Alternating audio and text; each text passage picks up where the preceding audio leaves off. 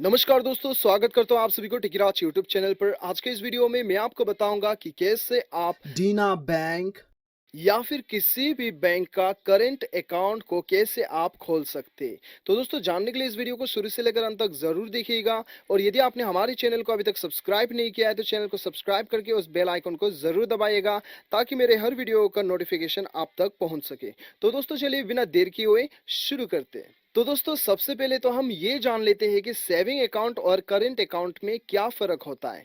तो दोस्तों, यहाँ पे मैं आपको बता दूं, बहुत ही सिंपल है। यहाँ पे आपको बहुत ही ज्यादा कुछ जानने का जरूरत नहीं है। सिंपल यही है कि सेविंग अकाउंट में आपका लिमिटेड ट्रांजैक्शन होता है। आपको जो है कुछ लिमिटेड ट्रांजैक्शन दिया जाता है। मतलब आप अनलिमिटेड एटीएम पे जाके पैसे नहीं निकाल सकते, अनलिमिटेड आप ट्रांजैक्शन नहीं कर सकते, ठीक है।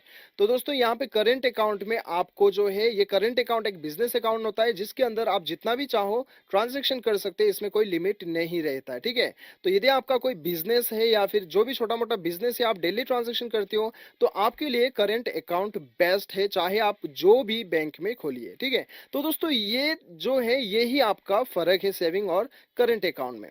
तो दोस्तों, यहाँ पे रिक्वायरमेंट, आपका डॉक्यूमेंट्स का रिक्वायरमेंट जो रहेगा वो आपका रहेगा, एक पैन कार्ड जो है वो मैंडेटरी है, पैन कार्ड आपके पास होना ही चाहिए। और दूसरा है, आपके पास आधार कार्ड जो है वो होना चाहिए। ये दो होने के बाद में आप किसी भी बैंक में जो है अपना करंट अकाउंट को आप खोल सकते हैं। तो दोस्तों, यहाँ पे मैं आपको बता दूं कि आप यदि ऑनलाइन खोलना चाहते हैं करंट अकाउंट, तो बहुत ही कम बैंक आपको ये सुविधा देता है। तो और ज्यादातर आपका जो केवाईसी डॉक्यूमेंट वगैरह होता है वो आपको ऑफलाइन ही करना होता है, ठीक है।